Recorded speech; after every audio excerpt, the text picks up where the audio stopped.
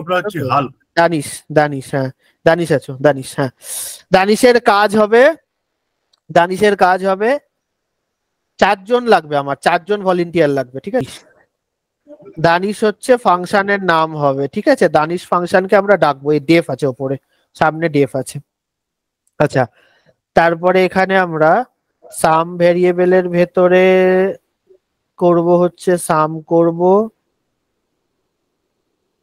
তারপরে হচ্ছে সাবস্ট্রাকশনের ভেতরে সাবস্ট্রাকশন করব, মাল্টিপ্লিকেশনের ভেতরে মাল্টিপ্লিকেশন করব, আর ডিভিশনের ভেতরে ডিভিশন করব। প্রিন্ট হবে সাম সাবস একসাথে, হ্যাঁ মাল্টিপ্লিকেশন আর ডিভিশন সবকটাই প্রিন্ট হবে। আর এখানে দানিশকে আমি কল করব, ঠিক আছে, দানিশকে আমি কল করব। আর ওর ভ্যালুটা আমরা প্রথমে দেব ধরো 100 আর 200, ঠিক আছে। কে কে 4 জন খেলবে বলো, দানিশ ছাড়া আরো 4 জন লাগবে। আচ্ছা দাদা, অরূপ অরূপ আছো তো? আছি দাদা। অরূপ খেলবে, আছি দাদা। খেলবে, পল্লবকে একটা নিয়ে নিলাম, ওর মাইক ভালো আছে, পল্লব রয়, হ্যাঁ, আর পল্লব শর্মা। পিএস আর পিআর 4 জন, আর টোটাল 5 জন, দানিশ নিয়ে 5 জন। তো দানিশকে আমরা দিলাম, আমি দিলাম 100 আর 200। তাহলে এটা আমরা প্রথম মেথডে প্রিন্ট করলাম না দ্বিতীয় মেথডে করলাম, কেস 1 না কেস 2? কেস 1। কেস 1, যেখানে দানিশ নিজেই প্রিন্ট করবে, তাই তো, ঠিক আছে। আচ্ছা, তোমরা ওই অরূপ, তারপরে অরিজিৎ, পল্লব শর্মা আর পল্লব রয়, এরা প্রত্যেকে বেসিক্যালি এই লাইনগুলো, ঠিক আছে, সেই জন্যই 4 জনকে বলেছিলাম, তোমরা বেসিক্যালি এই লাইনগুলো, বুঝলাম। তাহলে দানিশের ভেতরে তোমরা বাকিরা সবাই রয়েছো, কোডিং এর সাথে ফিজিক্যাল অ্যাপিয়ারেন্স মিলছে কিনা থামস আপ দাও। হ্যাঁ ঠিক আছে তো। আচ্ছা, তাহলে এবারে আমি কিন্তু অরূপ অরিজিতের সাথে কথা বলবো না, আমি কার সাথে কথা বলবো, দানিশের সাথে। দানিশের সাথে। দানিশকে আমি দিলাম ভ্যালুটা, এখানে তো ডাইরেক্টলি দেব না ভ্যালুটা, তো আমি এখানে ডাইরেক্টলি দেব না, এখানে আমি কি দেব, এ আর বি এর মধ্যে দেব। আর দানিশ, এটা তো সরি কলই ছিল, যাই হোক এখানে আমি লিখে দিচ্ছি একবার। দানিশকে যখন কল করব তখন আমি 100 আর এখানে 200 দিলাম, ঠিক আছে। এইবারে দানিশ তোমাদের সাথে কথা বলে নেবে। দানিশ প্রথমে কার কাছে যাবে, অরূপের কাছে যাবে, ঠিক আছে। তাহলে এবার অরূপ যোগ করে দানিশকে বলে দিও 300। ওটা আলাদা করে সেভ করে রাখো এক জায়গায়, একসাথে প্রিন্ট হবে তো দানিশ একবারে প্রিন্ট করে দেবে কমা কমা দিয়ে, ঠিক আছে। তুমি চ্যাট লিখতে থাকো ততক্ষণ, দানিশকে বলছি। আচ্ছা, অরিজিৎ বলে দাও -100, তাই তো? 100। হ্যাঁ, পল্লব রয় বলে দাও 20,000, তাই তো? আর ইয়ে বলো, পল্লব শর্মা বলো 0.5। 0.5। এইবারে দানিশ একেবারে প্রিন্ট করে আমাকে রেজাল্টটা দাও, মানে প্রিন্ট করে দাও, রেজাল্ট দিতে হবে না, প্রিন্ট করে দাও।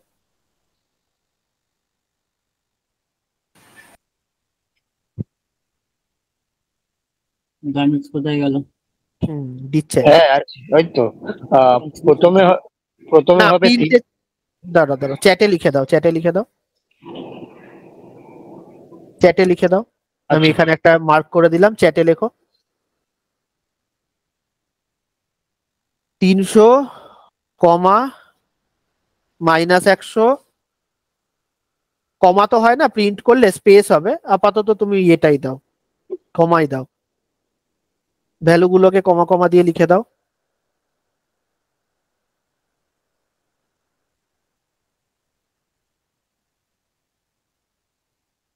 ঠিক আছে। আচ্ছা, তাহলে এবার যদি আমি দানিশকে অন্য ভ্যালু দিই, এবারে যদি আমি দানিশকেই কল করছি ধরো উইথ ডিফারেন্ট ভ্যালু 10 আর 20, তাহলে সেম কাজটা হবে, ডিফারেন্ট আউটপুট পাবো কিনা সবাই বলো তো? আউটপুট পাবো, কাজ সেম থাকবে। হ্যাঁ, তাহলে এখানে দানিশকে আমরা ক্যালকুলেটর ফাংশন বলতে পারবো। হ্যাঁ দাদা, ক্যালকুলেটর ফাংশন, দানিশকে ক্যালকুলেটর ফাংশন বলতে পারবো। ফাংশনের ভেতরে যা কিছু লেখা যায়, যা ইচ্ছা লেখা যায়, পাইথন কোড যা ইচ্ছা লেখা যায়, কোনো অসুবিধা নেই। তোমরা ভাবছিলে না শুধুমাত্র যোগ করা যায় কিনা, শুধুমাত্র বিয়োগ করা যায় কিনা, না, সব করা যায়, everything is possible inside A function. একটা ফাংশনের ভেতরে যা ইচ্ছা করা যায়। শুধু আমি কি ডাইরেক্টলি এ আর বি কে ভ্যালু দিতে পারবো, নাকি দানিশের মাধ্যম দিয়ে দিতে হবে ভ্যালু? ডানিশের মাধ্যম দিয়ে দিতে হবে। দানিশের মাধ্যম দিয়ে ভ্যালুটা দিতে হবে, কারণ দানিশ হচ্ছে হ্যাঁ দানিশ এ আর বি কে হোল্ড করে আছে। এ আর বি টার কাস্টাডি কে কাস্টাডিতে আছে? দানিশের কাস্টাডিতে এ আর বি আছে। এবার ঠিক আছে, তাহলে এটা গেল প্রথম মেথড। দ্বিতীয় মেথডে তাহলে এটা যদি আমরা কোডিংটা করি, তাহলে এখানে আমরা sum equals to A plus B, subtraction equals to A minus B, তারপরে হচ্ছে গিয়ে মাল্টিপ্লিকেশন এ মাল্টিপ্লিকেশন বি, আর division equals to A division B. এর ভেতরেই আমরা প্রিন্ট করছি সাম, তারপরে হচ্ছে গিয়ে সাব, তারপরে হচ্ছে গিয়ে মাল্টিপ্লিকেশন, আর হচ্ছে ডিভিশন। ডিভিশনটা আমরা প্রিন্ট করছি। এটা তো পল্লব হবে না, দানিশ হবে। দানিশের ক্ষেত্রে 10 20 দিলাম। এটা হলো,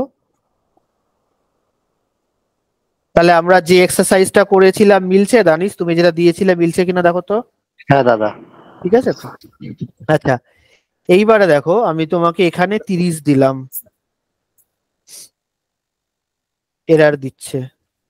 বাস্তবে আমি যদি তোমাকে এরকম দিয়ে দিতাম 10 20 আর 30, তুমি কি বুঝতে পারতে কোনটাকে এর মধ্যে দেবো আর কোনটাকে বি এর মধ্যে দেবো? তিনটে তো ভ্যালু আছে, না তাহলে এরার দিতে। ঠিক আছে, তাহলে এটার থেকে আমরা কি শিখলাম? ফাংশনের ভেতরে ফাংশন যদি দুটো ভ্যারিয়েবলকে অ্যাকসেপ্ট করার ব্যবস্থা থাকে, বা ও এক্সপেক্ট করে আছে যে দুটো ভ্যারিয়েবলের মধ্যে ভ্যালু আসবে, তাহলে কলিং এর সময় আমাকে এক্স্যাক্টলি দুটোই দিতে হবে। কম দিলেও এরার খাবো, বেশি দিলেও এরার খাবো। ঠিক আছে, যদি যদি এখানে আমরা তিনটে করার ব্যবস্থা থাকতো, তিনটে আমাদের ডেফিনেশনে তিনটে ভ্যালু অ্যাকসেপ্ট করে, তাহলে এবার এরার খাবো না? ঠিক আছে, এটার খাবো। কেন? 10টা যাবে এর ভেতরে, 20 যাবে বি এর ভেতরে, 30 যাবে সি এর ভেতরে, কোনো অসুবিধা নেই। সিটা আমরা ইউজ করছি না, দ্যাট ইজ আলাদা কথা, সেপারেট কথা, বাট 30টা তো সি এর মধ্যে যাবে।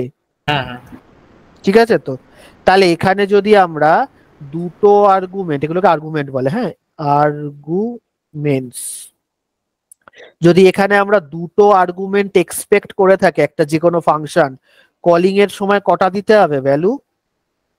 দুটো। দুটোই দিতে হবে। দুটোর কম দিলে হবে?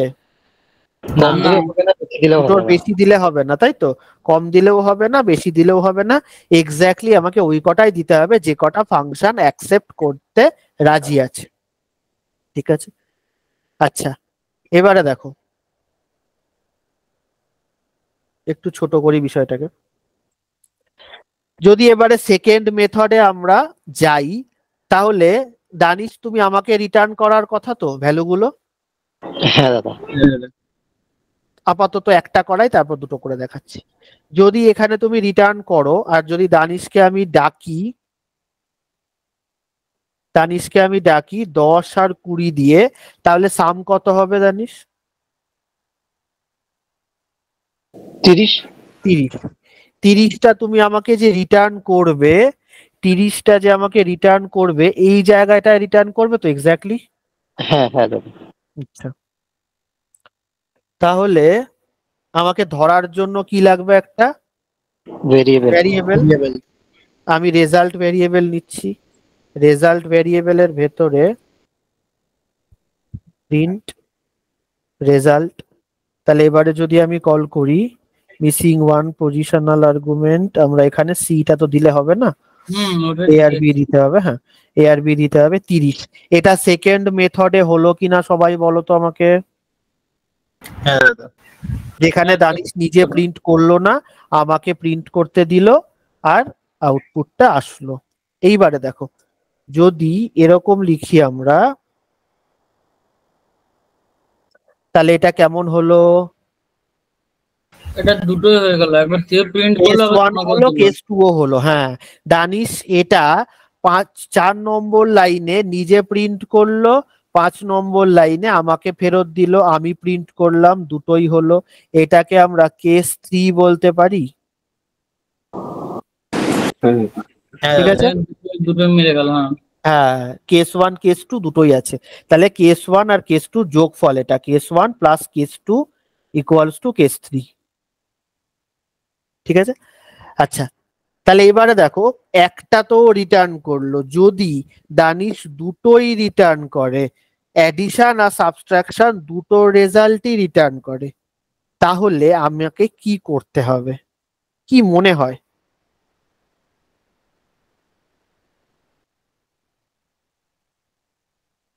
কি মনে হয়? তখন সাবট্রাকশনটা কার একটা ভেরিয়েবলে নিতে হবে? যদি আমরা একটা এটাকেই ভেরিয়েবল চালাই, বলতে এটাকে একটুখানি চেনা চেনা লাগছে, এই ভদ্রলোকের সঙ্গে আগে আলাপ হয়েছে? লিস্ট। এবার আমি গঙ্গার জলে ডুব দেবো। টাপেল টাপেল টাপেল সরি এ টাপলা আছে তো, হ্যাঁ টাপেল। ঠিক আছে তো, তাহলে এবারে বলো, টাপেলের ভেতরে দুটো ভ্যালু দেখতে পাচ্ছ, সাম ওয়ালা ভ্যালু আর সাবট্রাকশন ওয়ালা ভ্যালুটা। তাহলে দুটো ভ্যালুর থেকে আলাদা করে ভ্যালু পেতে গেলে কি করতে হয়? পল্লব সকাল থেকে বলে যাচ্ছে যেটা, আনপ্যাকিং করতে হবে। আনপ্যাকিং করতে হবে, আনপ্যাকিং করতে হবে। তাহলে দুটো পদ্ধতিতে আনপ্যাকিং করতে পারি আমরা। তাহলে রেজাল্টের ভেতরে যদি আনপ্যাকিং করতে চাই, কি লিখতে হবে আমাকে বাদিকে, বলো? তো যে দুটোর মধ্যে দেবো সেই দুটো তো লিখতে হবে তোমাকে। এখানে ধরো যোগফলটা আমার কত এলো, যোগফলটা এলো 30, বিয়োগফল কত এলো -10। এটা হলো টাপেলটা। আনপ্যাকিং করতে চাইলে কটা ভেরিয়েবল লিখতে হয় এখানে? দুটো লিখতে হবে, দুটো। দুটো ভেরিয়েবলের নাম বলো যে কোনো।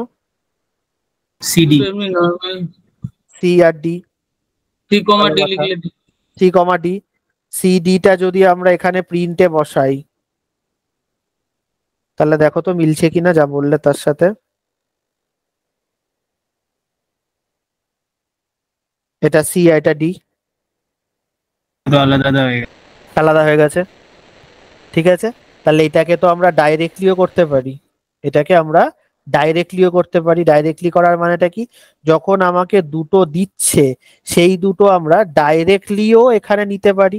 একটা কথা বলো তো, রেজাল্টের মানে এইটা কিনা যেটা আমি সিলেক্ট করলাম? ঠিক আছে, এইটাকে আমরা কাট করে রেজাল্টের জায়গায় বসাতে পারি, ইয়েস অর নো? ঠিক আছে। তাহলে আমার সেম আউটপুটই আসবে, দেখো এলো সেম আউটপুট।